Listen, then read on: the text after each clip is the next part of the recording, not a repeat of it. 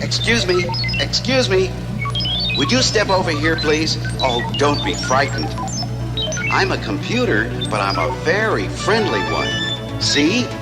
I'm a computer for people just like you. When looking back at classic video games, and I do mean true classics, your mind no doubt goes directly to the golden age of arcade games. Pac-Man, Asteroids, Q*bert, Donkey Kong, Space Invaders, and so many more.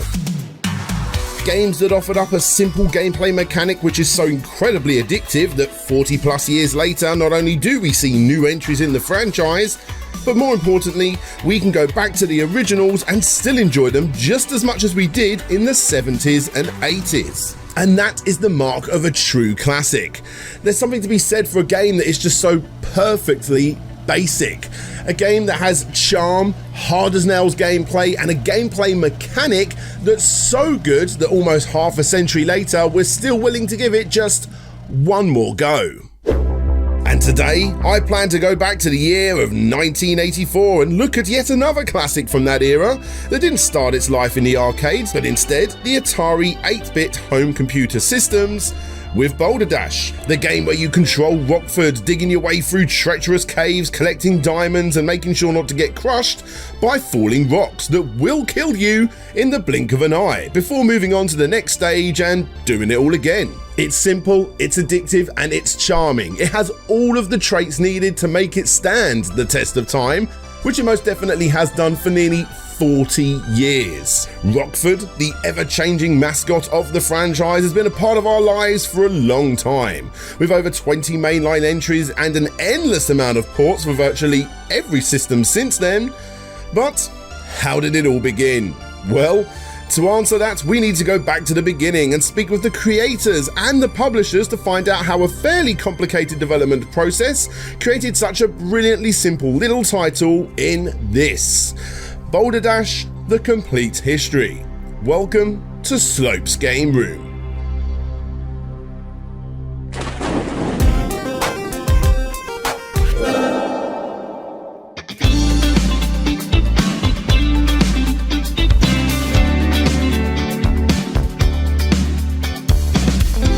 Our story starts back in the early 80s, as usually is the case, with a young lad playing on an Atari 2600. As basic as these games were, they provided so much more than simply moving shapes around a screen.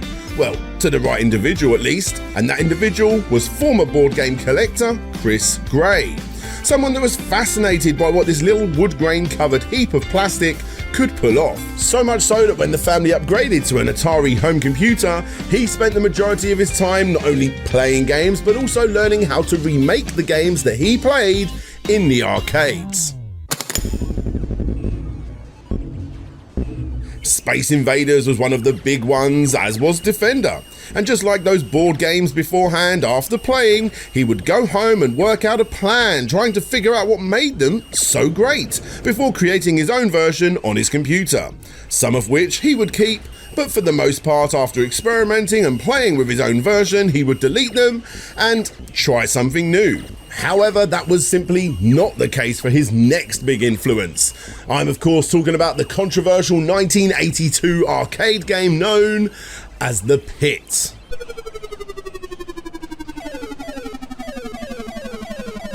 Now I say controversial because you've probably never heard of it, and at first glance you wouldn't be mistaken in thinking to yourself, this looks like a Dig Dug ripoff, because Namco and Atari thought so too.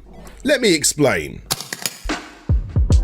You see, back when this game was released in April of 1982, Dig Dug was released the exact same month, resulting in Atari, who had the distribution rights to Dig Dug, filing a lawsuit, which they didn't win. Because even though Dig Dug came out first in Japan, it was actually The Pit, or at least an early prototype of The Pit, that was shown off first at a trade show. They even beat Namco by registering a US copyright 3 weeks prior, and although it has never been confirmed, nor denied, the counter-argument is that Namco may have just seen the early prototype at said convention, and then they copied that design to make Dig Dug. But I'm not here to make wild accusations. I'll leave that up to you. Actually, you know what? let's ask Andy Walker, the designer of the pit himself. I know that we were the first to show digging games. I know, but cannot prove, that they saw it at the Coin-Op trade show at the Cunard Hotel in London. Namco would ask questions about the final conflict scene, which was unfinished, and we explained that you corner the dragon and blow it up. Then we saw the pump in Dig Dug, and I'll never believe that it was a coincidence, but I'm not bitter. So yeah, I'll let you guys come to your own conclusion on who copied who. Anyway, what were we talking about again? Ah yes, Chris Gray.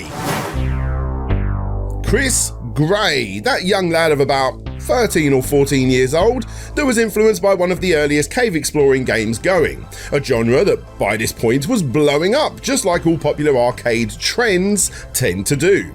And as addictive as he was to this game, Chris, just like so many other eager teenage devs, wanted to improve upon it. Primarily, the big rocks that would fall as you dig beneath them, which he kind of did by making them roll around and shake and act more like rocks rolling off each other to the best of his Atari programming basic abilities, which resulted in this, his first proof of concept known simply as Pitfall.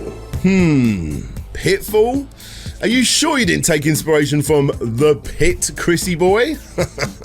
Regardless, creating his game in BASIC, Chris was able to basically get it down and show it off to the owners of Electronic Playworld, a chain of stores in Toronto that he would often visit that sold Atari games.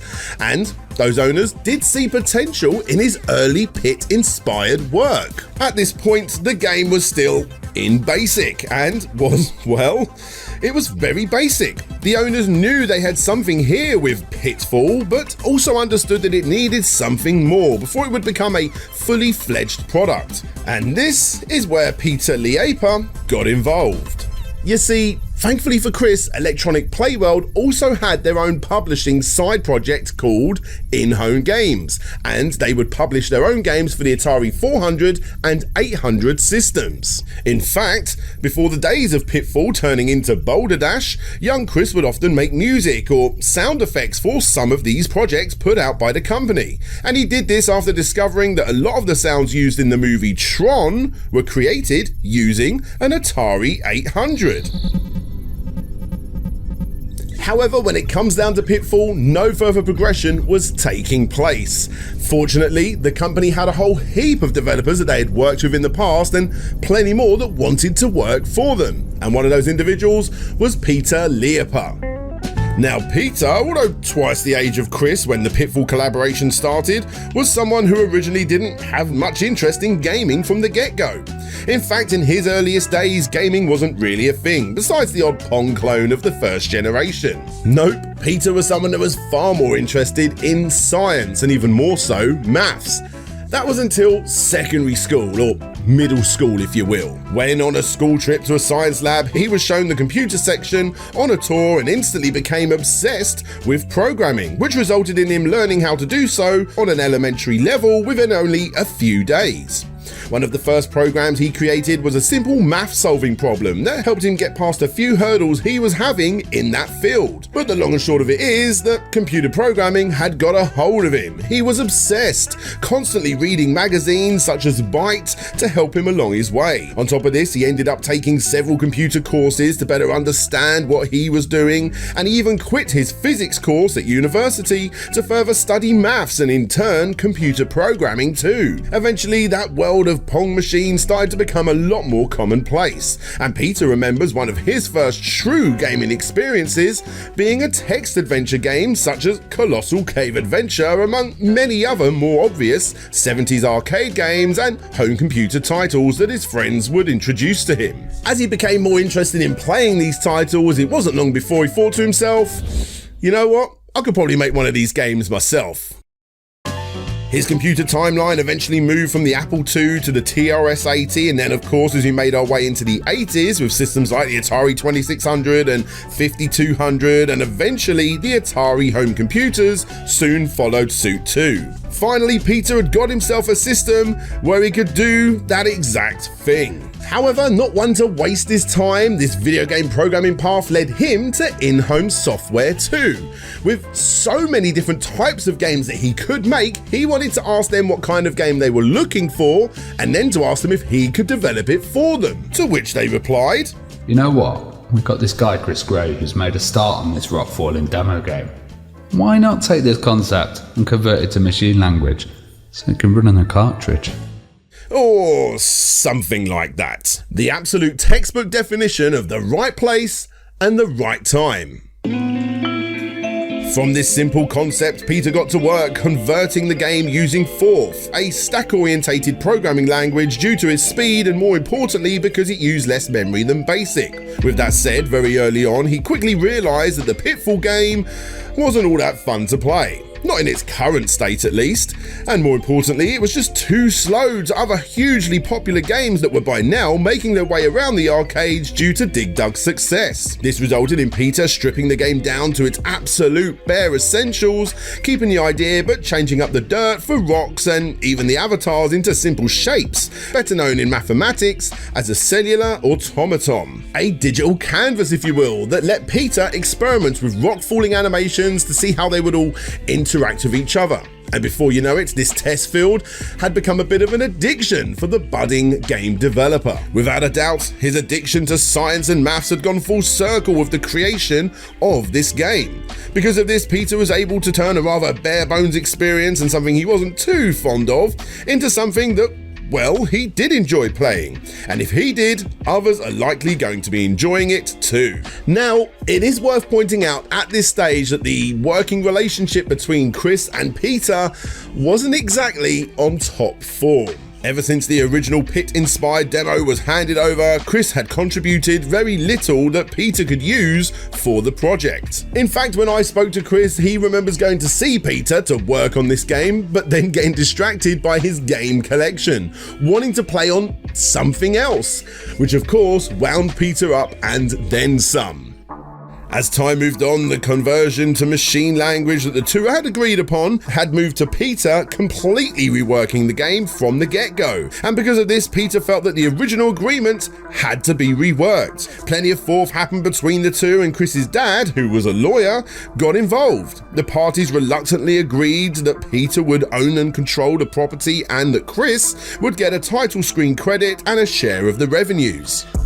Put it down to the age difference, the physical distance between the two, or more than likely, the vastly different levels of experience when it comes down to programming. Whatever the case, the two would eventually cut ties, and the game would continue on with Peter, who had taken the development on completely by himself moving forward. And Chris was able to use this as a springboard to launch his own career in video games, which we will hear about a little later on in this documentary. And with that, the next step was to add enemies, walls, gems, anything that Peter could add to turn this addictive sandbox game into an actual game with meaning. At one point during the production of the game, he even changed the working title several times too, to titles such as Pay Dirt, Spelunker, Cavern Raider, Cavern Raiders, Cavern Crystals, and best of all, Raiders of the Lost Cavern.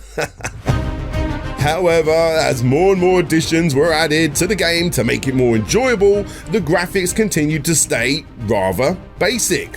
Because of this, In-Home gave one very important piece of feedback. Diamond Dan, yes, this was the working name of the main character, was simply not attractive enough to stand out in an overly busy home computer crowd. Every single square in the game's playing field, that includes the main guy himself, the dirt, the rocks, everything was created in an 8x8 pixel box. Now, I don't know about you, but creating an exciting and intriguing character within these tight restrictions is virtually impossible. According to Peter himself, the main character for this time was very similar to one of the hostages found in Choplifter. Although impressive for what it is, it wasn't exactly very appealing. Taking this feedback on board, Peter went back to fix this issue, and he did that exact thing by doubling everything in the playing field from 8x8 to 16x16. This gave each sprite a more distinct look and feel, especially the main character himself, who had garnered himself a personality by tapping his feet and blinking his eyes, which in turn really did give the game a unique identity with a lot of charm, especially considering you would need to stop quite frequently to plan your next move. Having our big-headed hero move about on the spot made him feel alive, and sure, even though this has been commonplace since the late 80s and especially the 90s, with classics such as Sonic the Hedgehog and Earthworm Jim taking the crown in these fields, this was one of the first to do it right. A few other minor yet incredibly important additions were added during this time, including the name change to Boulder Dash, not to be confused with Boulder Dash, the dictionary party game that came out the exact same year, or the British slang for a load of utter crap. Oh, Boulder Dash. Which of course this game was not. Now, Peter had been working day and night trying to fix up this game ready for its final release. Sadly, however, for him, In-Home Software were just simply not interested anymore. The communication between the two had dwindled down to virtually nothing. It's fair to say that they hadn't exactly won over the masses with their earlier releases, and the last games that the company put out were Hard Hat Willy and Captain Beeble in 1983. Super impressive games for the time, especially Captain Beeble, however not exactly contenders for Game of the Year. Because of this, Peter started sending the game to other publishers, and one of the first to get the game was First Star Software Incorporated, due to their success with their game Astro Chase impressing him, and because they didn't live a million miles away compared to other more established publishers like EA. And when First Star instantly got a hold of Boulder Dash, they knew they had something special. Now, First Star Software was a company founded by several individuals, including Peter Jablon, Billy Blake, Richard M. Spotani, and the earlier days face of the company, Fernando Herrera. Now, for those interested, Fernando was the manager of a computer retail store that Billy had invested in, but when he had a child named Stevie, who was unfortunately born with cataracts, a condition that can eventually lead to blindness in some instances, he decided to go the extra mile to help his young lad on the road to recovery. After Stevie had surgery at the age of 2 years old to combat his cataracts, Fernando created a simple Atari program that would help keep his eyes active in order to help with the healing process. This program basically worked as a sort of optician's eye chart, and then would eventually be upgraded into My First Alphabet, a program so incredibly well received that it won him the first ever Atari Star Award in a competition held by Atari, netting him $25,000. And from this, everyone just mentioned clubbed together and started the company in 1982, naming it after that First Star Award by using First Star Software as the company's name. Again, with Fernando being the face of the company. A couple of games came and went throughout the earlier years of First Star's life, again with Astro Chase being one of the bigger ones, but it wasn't until Boulder Dash landed on their doormats that things really did start to heat up for the company. It was Richard who was the first to open up that package. He loaded up the game on his Atari home computer and expected to give it the standard 5-minute look over before rushing out the door for a meeting. But the game was simply just so addictive that he couldn't put it down. And yes, he was late for said meeting. Richard simply couldn't believe what he had in his hands. He loved it. But was it really that good? As it turns out, the very next day, Arnie Katz and Bill Kunkel, the editors of Electronic Games magazine, who he had become friends with after several wonderful reviews of Astro Chase, were visiting First Star Software. What do you think of this? Am I right? Even though it's not pretty, isn't it amazing? To which they replied, "This is a smash. This is going to be huge." And with that, First Star very, very quickly, before anybody else could, purchased the rights to Boulder Dash on October 28th, 1983. Very little was added after this point, besides the in-between levels, the non-scrolling intermissions, the name Rockford himself, and you've got a few alternating colour palettes to enhance the game's visual appeal. which brings us to early 1984, when Boulder Dash was finally released to critical acclaim by First Star Software. Now, for anybody out there that's got this far into the documentary, my guess is you already know exactly what Boulder Dash is. But just in case you don't, you control Rockford, given that name due to his oversized head by the publisher, and similar to the Pit game before it, your job is to get a certain number of gems before the screen flashes, which signals that a door has now opened up to exit the stage. Of course, it's the simplicity of the game that takes it to the next level, because as you dig your way around the stage, or cave if you will, you need to be mindful of not only the boulders above, but several enemies too. This mixes up the game, especially in later levels, and turns it into a sort of hybrid between a typical maze-like digging game and, surprisingly, a brick-falling puzzle game like Tetris 2. How do you plan to get through this small section? How are you going to take out the bad guys once you've unleashed them? And how will you do all of this without trapping yourself, the collectibles, or the path ahead? For fans of old computer systems at the time, very rarely did a game this addictive find its way into homes like this. And although we do have First Star to thank for pushing out that original game on the Atari 8-bits, in June of that same year, the Boulder Dash IP was licensed out to Microfun for $1.3 million, thanks to First Star's licensing agent, Barry Friedman. Sadly, as fate would have it, Microfun defaulted after making the large initial royalty advance, which resulted in all rights reverting back to First Star Software, who have since gone on to publish or co-publish every single game in the series to date. Barry's company, the International Computer Group, whose first client was Sierra Online, and not long after Big 5 Software, was the company responsible for getting games such as Miner 2049er published onto a staggering number of different platforms. The International Computer Group, or ICG for short, also represented Scott Ross, who, from 1980 to 1984, did about 90% of the cover art for the industry's top 20 publishers. And it's through ICG that First Star commissioned the now famous cover art for Boulder Dash from Scott. Jan Putnam, most well known for her involvement in representing the legendary Prince of Persia series, is also worth mentioning here, as she was ICG's secret source for deal making in Japan. Even after she left ICG, First Star worked closely with Jan for many years on numerous Boulder Dash deals throughout the world. In short, Boulder Dash was blowing up. Magazines raved about the game, not just its gameplay, but other aspects like the scrolling, which was added in during that redesign and blow up of the characters. This was added because when you essentially zoom in to see much bigger characters on the screen, you lose sight of the vast majority of the playing field. Smooth scrolling on the Atari home computers may not have been commonplace for the time, but it was a necessary addition to get a game like this to play as well as it does. It's easy to not realise just how impressive this scrolling is, and to be frank, that's what good game design is all about, providing a solution that is so perfectly executed that most of its user base is none the wiser to its flawless design. The screen doesn't just move left and right when you move left and right, it sort of follows you as you get closer to the edge of the screen playing catch up. A game that has boulders falling in different directions needed the screen to act in this way for it to become the perfect little package that it was for the time. To say that Boulder Dash was a smash hit within the world of Atari is a huge understatement.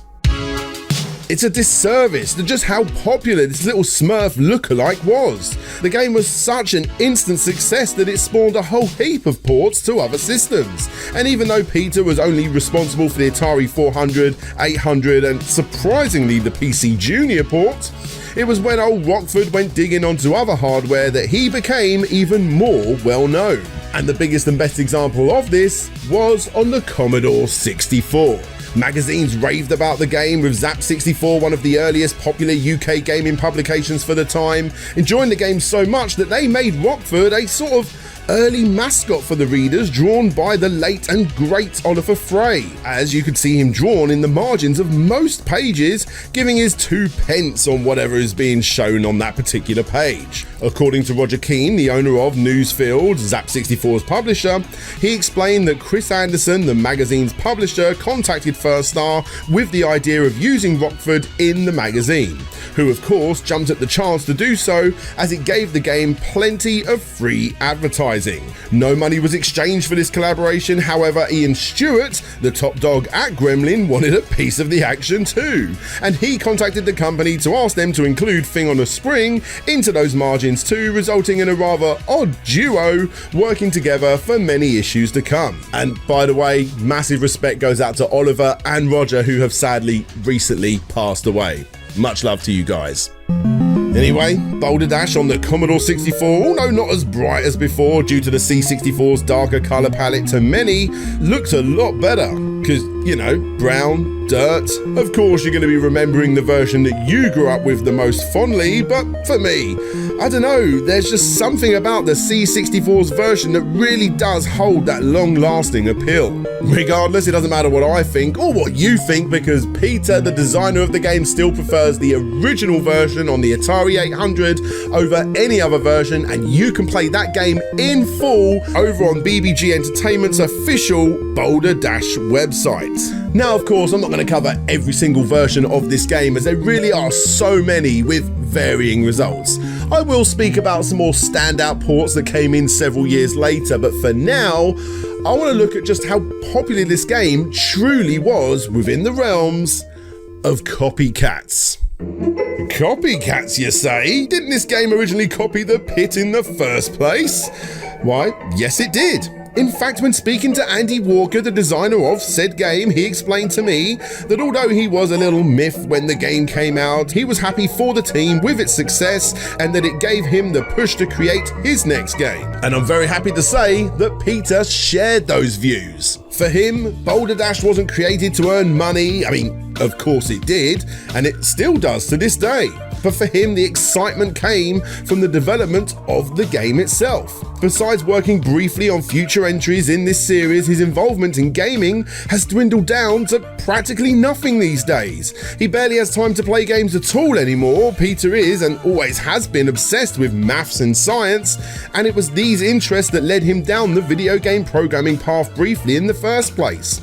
And when looking back, one of his biggest achievements to come from this is simply creating a simple yet enjoyable design that countless others have replicated, and then using his game as the stepping stone to get into the industry themselves. Boulder Dash Circle of Programming Life has resulted in popular titles such as Emerald Mine, Diamond Caves, Prospector in the Mazes of Zor, Suplex and Skullduggery. The list is virtually endless. For example, the fantastic Gaming the Iron Curtain book explains how Boulder Dash, among other early computer games, was used by amateur programmers in communist Slovakia during the 80s to further progress the booming homebrew scene of the time in that region.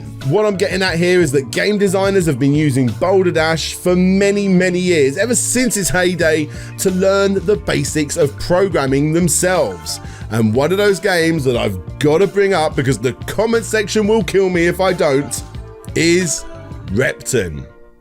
Now, the development of Repton isn't exactly cut and dry. Originally, the designer, Tim Tyler, denied that he copied Boulder Dash, even going as far as to say he never even played the game. But he has gone on record to say that he was inspired by a review of the game, so take that however you want to take that. Because the Repton series was massive, guys, and maybe I'll cover Repton a little bit more in the future.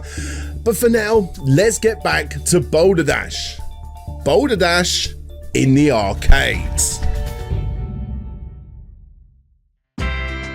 As stated, the Boulder Dash license got passed around more times than a doobie at Woodstock, and one of those conversions went from the home computer to the arcade by a company called Exidy. Using the Atari 600 XL as the core for this arcade machine. No, seriously, it is literally just an Atari 600 XL in an arcade cabinet. This machine, called the Maxaflex, came with 4 games that allowed arcade owners to very quickly and easily switch up the arcade cabinet display and have something new and fresh each time you visit, just as long as you only visit 4 times.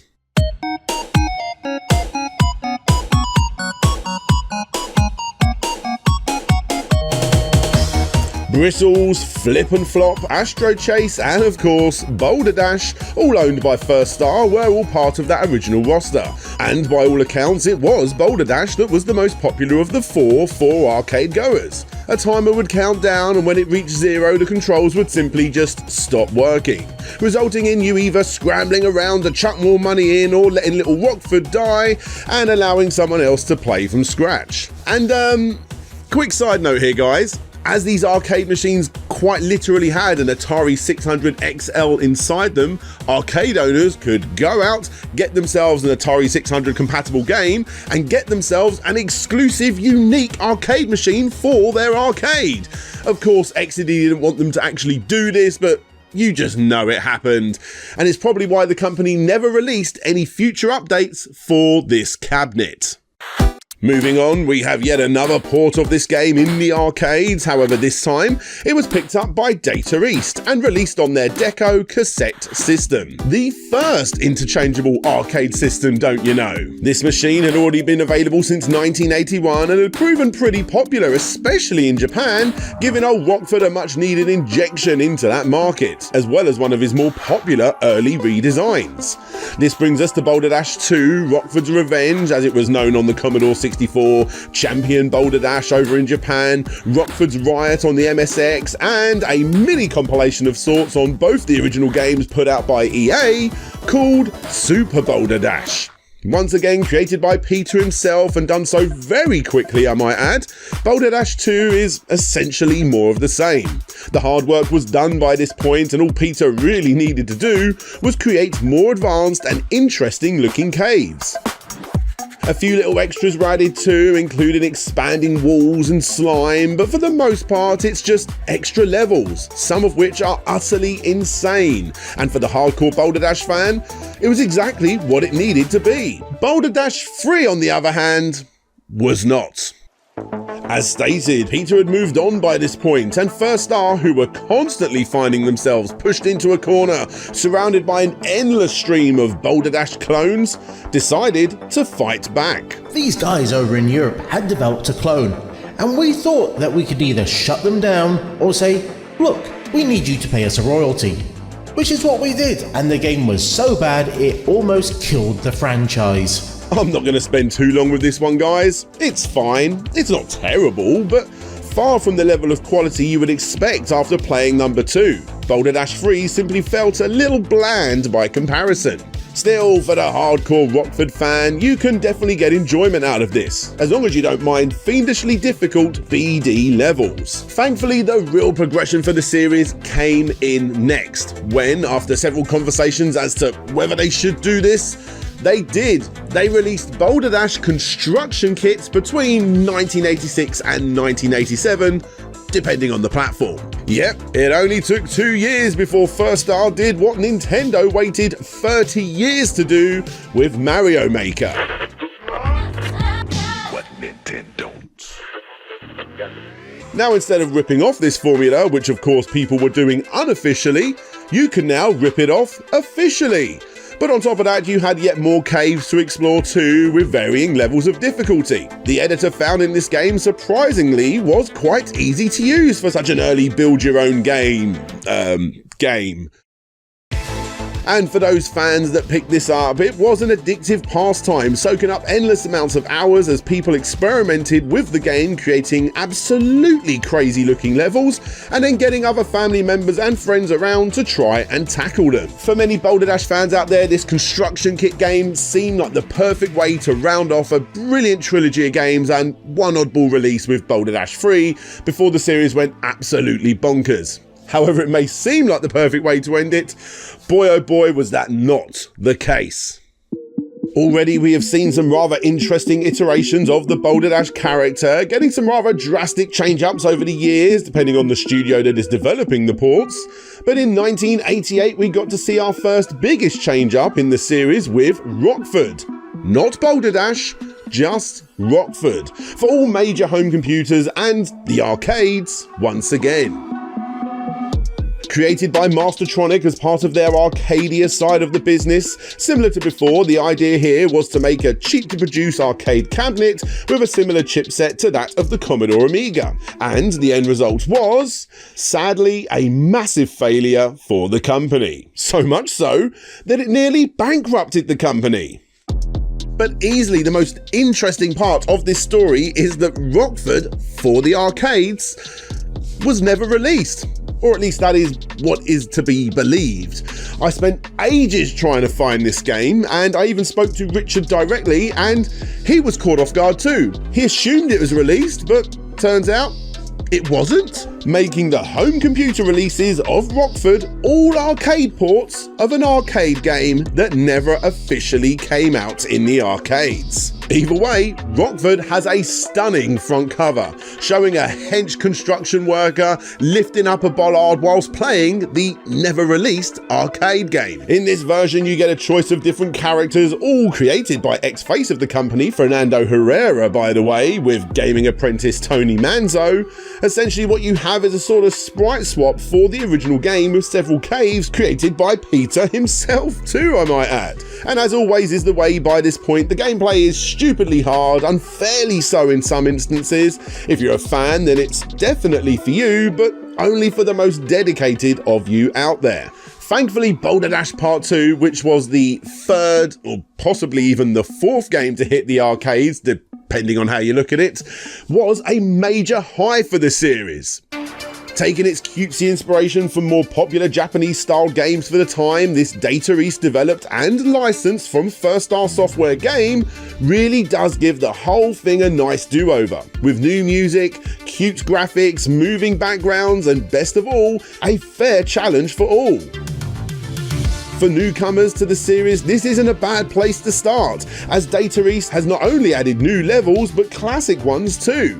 For me, Rockford has never looked as good as he does right here. And it's also worth pointing out that this game has brought us to yet another end of an era for Boulder Dash. Not only was Rockford the last game for the microcomputers, but Boulder Dash Part 2 was the final game for the arcades. As Boulder Dash went on to other systems with the confusingly titled Boulder Dash, just Boulder Dash, for the NES and Game Boy.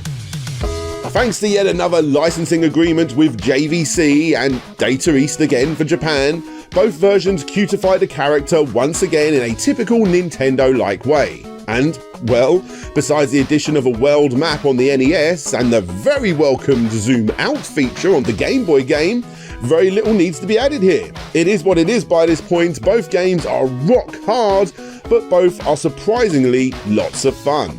As is Boulder Dash EX for the Game Boy Advance. Now, besides the rather strange change-up of Rockford to Alex, the furry blue-haired fox thing, yet again the core gameplay is quite similar to before, but several new elements and features were also added. Most radical of all is the ability to collect a power-up that lets the player rotate the entire cave 90 degrees at will. The ability to reach for and grab an object across the screen or use a hammer to smash boulders are examples of other new additions. In battle mode, using the linking ability of the hardware, up to 4 players can play against each other in real time, using a single game cartridge. And if you're like me and you don't have any real world friends, then this game can offer up AI opponents too, so your feelings don't get hurt. On top of this, you have a health bar now for when the diamonds fall on your head, rather than instantly killing you. And what's even more noticeable, besides the overly colourful graphics, is that it's a lot slower than before, making the game a lot more puzzle heavy compared with the fast and frantic actions of the originals. Of course, your mileage will vary as to which type of game you prefer. But thankfully, the original game is also included here too. A really nice addition to the Boulder Dash series, and Kemco, who did this one, did a great job. For any fans out there to collect for the Game Boy Advance, this is one that's definitely worth picking up, even if the scrolling isn't quite as smooth as it was on the Atari 400 and Commodore 64.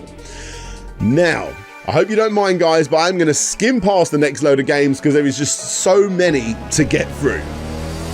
Boulder Dash 1 was a 2001 remake for Java phones, Boulder Dash Xmas 2002 for Windows PC was obviously a 2002 remake, where you now control a blue dinosaur-looking thing pushing away snow. You could of course pay to get more levels if you wanted, and this was another example of a third-party company, Fly or Die, making an unofficial clone, resulting in First Star jumping in and officially working with them on the game and receiving a royalty. Boulder Dash Treasure Planet for Windows PC does it all again, but with kiddie pirates. Boulder Dash ME, which stands for Mobile Edition, came out the same year for Java and Brew phones. Created by Inc.on and First Star Software, this one was hugely popular with over 1 million downloads in its first year alone. And yes, those were big numbers by 2003 standards. Gem Jam Gold brings back the blue dinosaur for yet another Boulder Dash clone, and yet again, this one was officially licensed by First Star and featured balloons that float upwards to further complicate things. Boulder Dash Tournaments for Prizes by Atlas Mobile was essentially the same as Boulder Dash ME. However, this one was part of the Tournament for Prizes series that allowed the player to compete with other players' high scores worldwide, as long as they sign in at the same time, that is. And the winners would get real-world vouchers sent to their homes for places like Target and Burger King. Both Boulder Dash and Boulder Dash 2 ended up getting very limited releases in 2005 and 2006 for the Atari 5200, both of which garner rather massive prices on the second-hand market these days. Also, not to jump ahead, but in 2012, Andrew Davey and Thomas Gents, after 6 years of working on it, officially released an Atari 2600 limited version of the game with Atari Age. Also in 2015, the Intellivision got a pretty impressive limited edition port too, which included controller pad overlays. Again, this one goes for a pretty penny these days. The often forgotten Danger hip-top sidekick device also got a couple of games too, including a recreation of the original game, as well as Boulder Dash Panic, a Bejeweled meets Boulder Dash type game as the promo material describes it. Boulder Dash Smartphone Extreme for PDA devices provides us with yet another redesign for Rockford, better known as Rocky, and provides that 90-degree screen tilting action from the Gameboy Advance. And Boulder Dash ME2 is yet again another very basic follow-up to the Boulder Dash ME1 game that came out before it, where again he's now called Rocky for some reason. And seriously guys, this is just the tip of the iceberg, as I was lucky enough to get hold of a whole heap of unreleased Boulder Dash games too, including Boulder Dash The Guardian Quest, which was going to be released around 2005 for PCs that would have featured a split-screen multiplayer option. This one was cancelled due to the development team falling apart. Boulder Dash Warped was a game that sadly has completely vanished these days and was created off the back of the popularity of the Portal franchise, where every level would have featured portals to progress to the next cave. Rockford's Army was yet another game that was cancelled due to the unknown third-party Turkish company constantly missing deadlines. And by the time it was ready to be released, it would have gone up against a much bigger game in the series and therefore was cancelled. This is the only picture to exist from the Boulder Dash game created and not released for set-top boxes, a format that was quickly killed off, resulting in the cancellation of this game. Be Bouldered was a very peculiar three-in-a-row puzzle-like game, kind of like a mix between Boulder Dash and Sega Swell of all things. The end result meant that it had become so far removed from the series that it was ultimately cancelled. And now Lost Symbian mobile phone game that featured a capture the flag type gameplay mechanic over Bluetooth was a hit at convention shows, but again was eventually unreleased. Which finally brings us to Boulder Dash 3D, which was essentially an isometric shove-it type game created by Inc.on that I am sure for the time would have been rather successful on Java-based mobile phones. Now, besides Boulder Dash coming out on mobile phones this time for iOS and the Wii Virtual Console, the next big release for Boulder Dash was in 2008 with Boulder Dash Rocks for the DS and the PSP. In this game, Rockford is back, although now he is looking more like a blue Cheo from the Sonic Adventure series as opposed to his original design. And this time, he plans to capture the heart of Crystal, giving her crystals. And in true olive oil fashion, it turns out that the crystal that you gave Crystal was the same kind of crystal that the protagonist had given her. So now it's up to you, Rockford, to go dig for more crystals to hopefully win her affection. making her probably the most shallow girlfriend in gaming history. Now I ain't saying she a gold digger, but she ain't messing with no broke. This is an obvious result of forcing the story onto an incredibly simplistic video game mechanic. Thankfully, the gameplay itself is fully intact. Sure, it adds a few new things like the gun, which can be polarizing to some, as well as dynamite, which can be polarizing to some, and of course the graphics, which again can be polarizing to some. But don't let that put you off. What looks like a stupidly easy, budget, kiddie-like title is actually still a stupidly addictive little game. As once again, whilst recording gameplay for this retrospective, I became instantly hooked into the puzzle elements. Sure, it's more of a newer age Boulder Dash game, and it's more about the puzzle side of the gameplay as opposed to the fast and frantic nature of the originals, but there is no getting away from the fact that this game is still fun. And the DS version even includes Route Race, which is a surprisingly brilliant twist on the original formula, where you need to, with a lot of trial and error, work out your route from beginning to end to see if it would work out once you hit go, letting Rockford go off on his own to see if he reaches the end. For those in the know, Boulder Dash Rocks was a major highlight for the series. Sadly, the same cannot be said for the PSP release.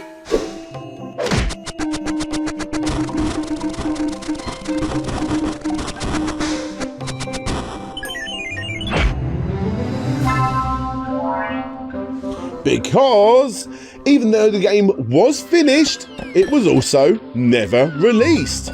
Annoyingly, the reason for this is unknown, as the game was in its final legs of development, being seen in promos and trailers leading up to the DS game's release. I've been working hard with the publishers to get a hold of this game, and if I do get any further with that, I will indeed let you all know on social media.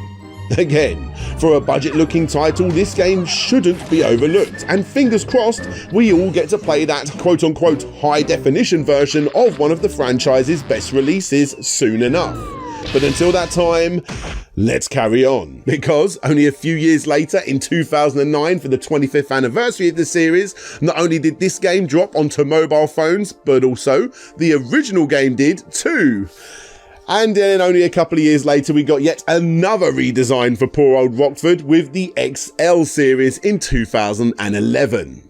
As they say, it's go big or go home, and what better way to do that than to change up the characters once again, this time turning Rockford and Crystal into robots.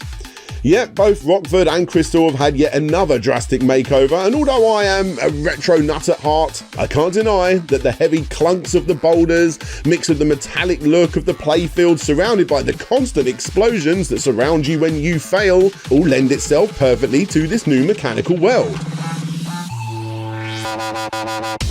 In fact, to many, Rockford has never looked as good as he does right here, on PC, Xbox Live Arcade, and even the 3DS. The game's main mode is where all of the usual Boulder Dash gameplay exists, and as you get 10 or so levels in, you'll soon be mastering how to speedrun each stage as you tackle the fairly harsh timer to make your way to the exit.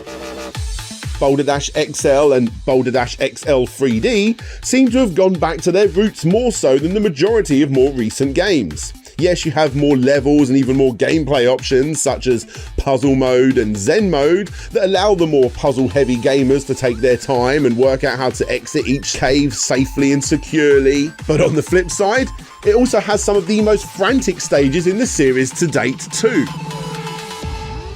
Retro mode recreates those original games and brings Crystal along for the ride too in a slightly 2.5D reimagining of the title that started it all 27 years earlier. All in all, the short-lived XL series is one of the best, gaining high praise from all major reviewers at the time. It may be cheap to find these days, but don't let that put you off. For retro collectors, you could do a lot worse than picking up this budget title and adding it near the top of your retro revival series. This brings us to 2014, 30 years since the original's release. Which means it's time for another celebration. Boulder Dash 30th anniversary came out this year, although it didn't start getting ported till 2016, which is the version I'm playing for this video. In short, the 30th anniversary delivered and then some. It was the first sequel since 1987 to include an editor, and this time you could share those caves online via Steam Workshop. On top of this, it provided a couple of new gameplay mechanics, primarily the ability to push your boulders up and down slopes, which changes the gameplay more than you think. But best of all, besides the almost absurd amount of content found here, this game is the only game in the series that has new caves created by both Peter and Chris. The dynamic duo are back? However you look at it, Boulder Dash 30th Anniversary Edition is probably the first time in the series that the two properly worked together to release a game, and for that, it's quite the iconic release. For fans of the series, it was a great way to celebrate this franchise's long history. And for Richard, the owner of First Star Software, it was the perfect way to end his ownership of the IP. As this was when BBG Entertainment got involved. Now BBG, or to be more specific, Stefan Berenderson, the founder at the company, had been working with First Star for quite some time, starting their collaborative life together at his former company, Living Mobile, a company founded in 2001 as a favour to his friends at Hudson Soft, in order to build relationships with European mobile phone operators and release the company's games, such as Bomberman, into those regions. Of course, by the time Boulder Dash ME came around the same year, Richard also needed the help of Stefan's company to distribute his game too. The two stayed in touch over the years, and in 2017, Richard contacted Stefan again as he felt the time was right to pass on the Boulder Dash torch. Not only did BBG Entertainment purchase all of the rights to Boulder Dash from First Star, but they also released the Boulder Dash Deluxe, the final game in the series so far, that in all honesty feels more like DLC, with yet another redesign for the character and more caves than you could ever need, released on Steam, Xbox, Switch, Windows, Mac, Atari VCS, and who knows, one day maybe even the Amico. But until that day, I highly suggest the double pack on the Switch, which is what I have right here. And for people out there that want to get nostalgic, this is probably the best version of the game to get, as not only does it use Chris's game engine that he made over at Tapstar for the earlier releases, but it also includes 20 new levels from Peter too. As for the rest of the game, not much can be said about Boulder Dash Deluxe that hasn't been said already. The design of Rockford may not be to everyone's taste, but I'm guessing that's not why you're here. The amount of content available on this one cartridge is absolutely staggering. If you like Boulder Dash, then this is probably the best version that you can possibly get. I haven't timed it myself, but looking at reviews, it looks like you've got about 40 or 50 hours worth of gameplay here. And if you're this far into a Boulder Dash complete history video, then I'm guessing that that's nothing but a good thing. Unsurprisingly, it's Boulder Dash again. A series that has had more ups and downs in its design, arguably more than any other classic video game character that I can think of. But that's never mattered. Boulder Dash has always been Boulder Dash, that addictive puzzle action game created by a couple of technically minded individuals that wanted to take a crack at video games themselves, which they did very, very well with. It's one of those classic games that may have started before you were born, and it's likely to outlive us all as we move into the 40th anniversary of the franchise. What can we expect to see in the future for Boulder Dash? Well, quite a lot. And you will be happy to hear that Rockford is once again going back to its roots, with only the most hardcore fans working on new versions, hopefully in time for that anniversary. And BBG have offered up the original source code to get these new releases back on home computers too, such as the VIC-20 and the Commodore 64. Watch this space. And if you want to see something truly amazing, not only can you pick up that previously talked about Atari 2600 version over on Atari Age, but coming soon, Andrew Davey, the person responsible for that port, is working on a new game within the world of Boulder Dash for the same system that Atari 2600 owners will have never experienced before.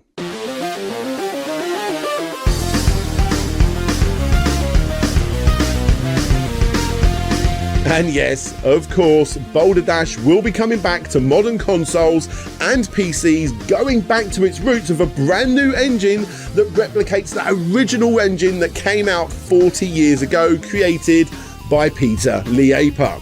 However, we are far too early in the timeline to be showing that off yet. In other words, both Rockford and Crystal are not going anywhere, which for many games isn't a good thing. However, when the gameplay is simply this good, who are we to stop them? Here's to plenty more releases from BBG Entertainment in the near and distant future, which of course you can keep up to date with on the Boulder Dash website. And of course, you can go back to the beginning of this whole franchise by playing that original title there too.